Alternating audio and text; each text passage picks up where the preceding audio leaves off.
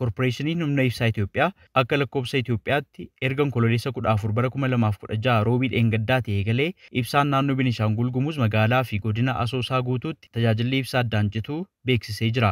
Itti gaafatamaan korporeeshinichaa Riijinii Lixaa obbo Haayiluu Baqqalee sagalee Ameerikaatti akka himanitti qaamolee sarara daddabarsituu humna olaanaa abbaa kiiloo vooltii 132 godina Wallagga Lixaa Mandii irraa gara Asoosaatti diriirfame baay'inaan 2 ta'u irratti hanna raawwatameen kan ibsaan addaan citee jedhan tajaajilicha deebisuuf suphiinsa taasifamaa jira jedhan yommuu ibsan. Hojii yeroodhaan waanuma dhaabbataan ta'an jechuudha. Poolii jedhamuun hojii kana hojjetamee uummati kun akka tajaajila argatuuf sochiin jalqabame jira.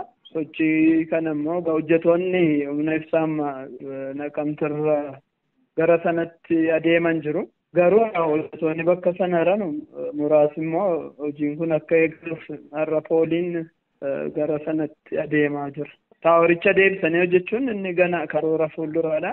Ammaaf garuu furmaata yeroo laachuuf guyyaa 3 kana gidduutti uummanni kun tajaajila ibsaa argachuu danda'u. Waggoota muraasa darban keessatti qaamolee sarara daddabarsituu humna olaanaa biroo 7 irratti hanna raawwatame hordofee pooliiwwan yerootiin bakka buusuun tajaajila kennaa jiraachuun leeman. Obbo Haayiluun gama biraan Koomishinarri Poolisii naannoo Beenishaangul Gumuz Haaruun Umar hanna meeshaa humna ibsaa irratti raawwatame wal qabatee namni qabame akka hin jirre ibsan.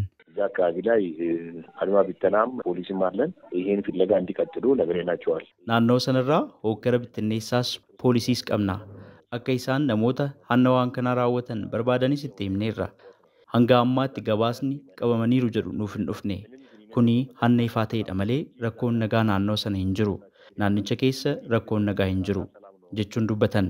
Koomishinar Haaruun bu'uuraalee misoomaa eeguuf yakka hannaa irra deddeebiidhaan raawwataman ittisuu fi qaamolee gochicha raawwatan seeratti dhiyeessuuf humna ibsaa Itoophiyaa waliin ta'uudhaan akka hojjetan itti dabaluun ibsanii jiru. Sagalee Ameerikaaf Naakoor Malkaa Amboorraa.